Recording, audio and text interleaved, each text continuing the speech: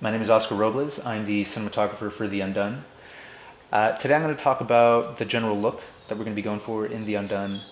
The main goal that we're trying to get with this movie is the old kind of 70s classic textured atmospheric look that we have in the old Robert Altman movies. Candy Tai is kind of doing that recently. Conrad Hall, he is a master using light and just giving it a sense of atmosphere. And it's, for the most part, a lot of people don't really hit that these days when they're using digital cameras. We get this kind of very sharp look, this kind of very digital look. I'm using the air quotes here. So we're going to be shooting on the C300 due to the nature of the shoot. We're going to be in the woods a lot, and we're going to be using a lot of natural light. So because of that, we like the C300 for its low light features and its general robustness and the kind of run and gun nature that we can have with that should we need that. Also, less people required to handle that camera. It is much easier for me, myself, or an assistant to kind of just carry everything and just go, as opposed to having like a whole unit, around that camera. To mitigate the general sharp digital look that we're trying to go for, we're using some old classic Nikkor lenses. These were classic primes back in the day and state of the art, and you can still get a really sharp image with these. With the added texture, I just love to use that word, but we're going to get this classic look using that glass.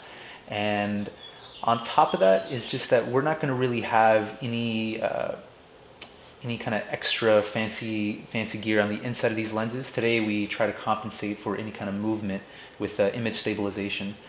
And what you get with that is you have to add more elements and little techno gizmos stuff inside the lens.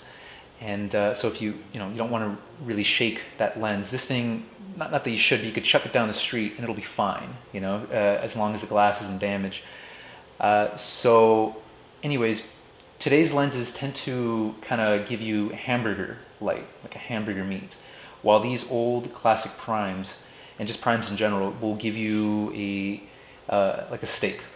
So the quality of light is just basically what I'm trying to say. The quality of light is phenomenal. So you're getting a much cleaner image to play with, and that's before it actually hits the sensor. So the quality of light hitting your sensor is dramatically better.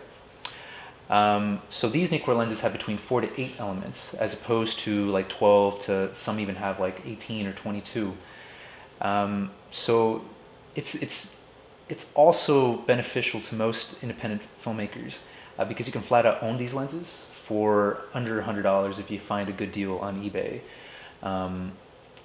So when you're trying to, a lot of people are trying to cut corners in their budget in independent films, and to the detriment of the general production. This is one way where you can cut back and actually debatably improve the quality of your actual image.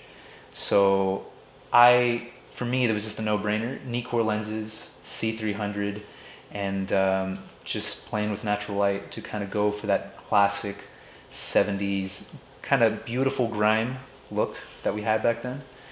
And yeah, I'm looking forward to filming The Undone. Every choice I feel really confident about. There's no other way to get this look short of actually getting film.